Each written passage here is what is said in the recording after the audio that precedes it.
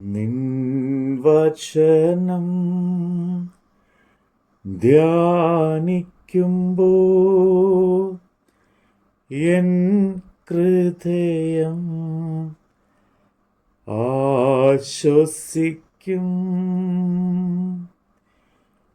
നിൻ വചനം ധ്യാനിക്കുമ്പോൾ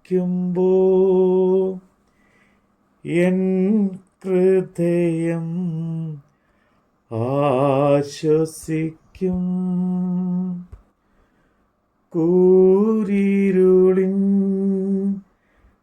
താഴ്വരയിൽ ദീപമതാ എന്നരികിൽ. കൂരിരുളിൻ താഴ്വരയിൽ ദീപമതാ എന്നരികിൽ. അപ്പോസ്തലനായ പൗലോസ് കൊരിന്ത്യർക്ക് എഴുതിയ 2-ാം ലേഖനം അധ്യായം 5. കൂടാരമായ ഞങ്ങളുടെ ഭവനം അഴിഞ്ഞുപോയാൽ കൈപ്പണിയില്ലാത്ത നിത്യഭവനമായി ദൈവത്തിൻ്റെ ദാനമായൊരു കെട്ടിടം ഞങ്ങൾക്ക് സ്വർഗത്തിൽ ഉണ്ടെന്നറിയുന്നു. ഈ കൂടാരത്തിൽ ഞെരുങ്ങിക്കൊണ്ട് ഞങ്ങൾ നഗ്നമായിട്ടല്ല ഉടുപ്പുള്ളവരായിരിക്കുന്നു.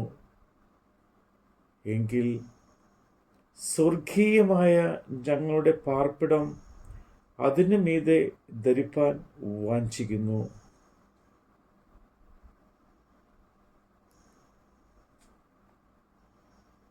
ഉരുവാനല്ല, മർത്യമായത് ജീവനാൽ നീങ്ങിപ്പോകേണ്ടതിന് മീതെ ഉടുപ്പാൻ ഇച്ഛിക്കിയാൽ ഞങ്ങൾ ഈ കൂടാരത്തിൽ ഇരിക്കുന്നിടത്തോളം ഭാരപ്പെട്ട് ഞെരുങ്ങുന്നു. അതിനായി ഞങ്ങളെ ഒരുക്കിയത് ആത്മാവിനെ അച്ചാരമായി തന്നിരിക്കുന്നു ദൈവം തന്നെ. ആകയാൽ ഞങ്ങൾ എല്ലായ്പ്പോഴും ധൈര്യപ്പെടും.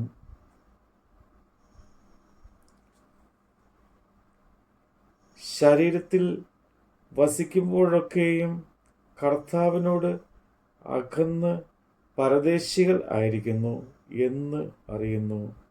കാഴ്ചയാലല്ല, വിശ്വാസത്താലത്രേ ഞങ്ങൾ നടക്കുന്നത്.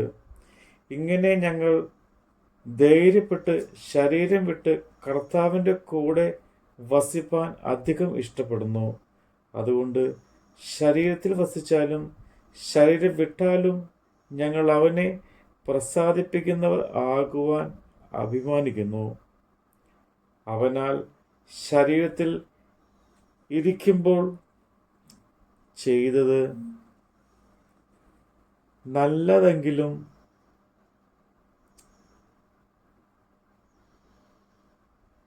തീയതായിടും അതിന് തക്കവണ്ണം പാപിയാകേണ്ടതിന് നാം എല്ലാവരും ക്രിസ്തുവിൻ്റെ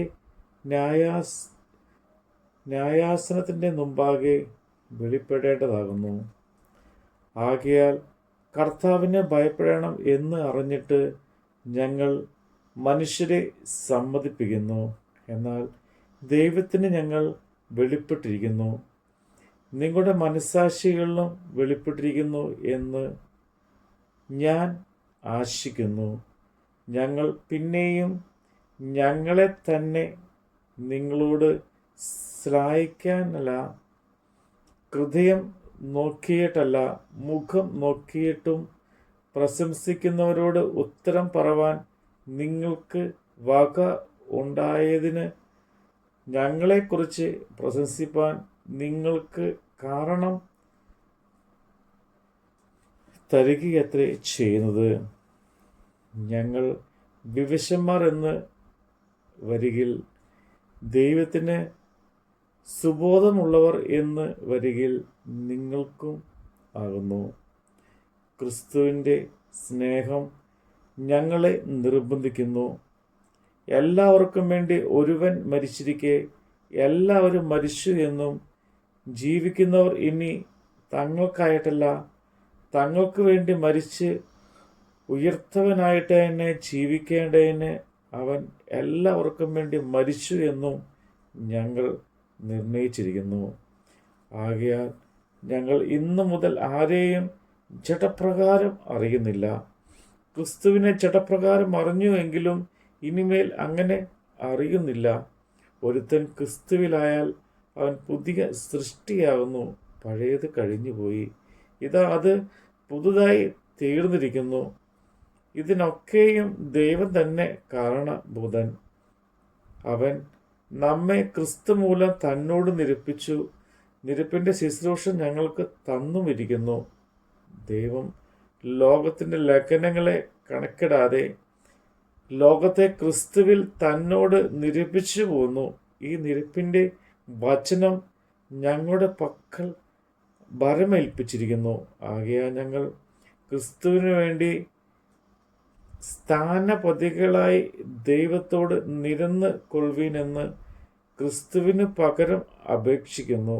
ഇത് ദൈവം ഞങ്ങൾ മുഖാന്തരം പ്രബോധിപ്പിക്കുന്നത് പോലെ ആകുന്നു. പാപം അറിയാത്തവനെ നാം അവനിൽ ദൈവത്തിൻ്റെ നീതി ആകേണ്ടതിന് അവൻ നമുക്ക് വേണ്ടി പാപം ആക്കി. നമ്മുടെ കർത്താവിൻ്റെ വചനമാണ് നമ്മൾ കേട്ടത്. ആഴിയാതിൻ ഓളങ്ങളാ അലഞ്ഞിടുമ്പോ എൻ പടകിൽ ആഴിയാതിൻ ഓളങ്ങളാ അലഞ്ഞിടുമ്പോ എൻ പടകിൽ എൻ്റെ പ്രിയൻ യേശുവുണ്ട്. മോദമതാ പാടിടുമേ എൻ്റെ പ്രിയൻ യേശുവുണ്ട്. മോദമതാ പാടിടുമേ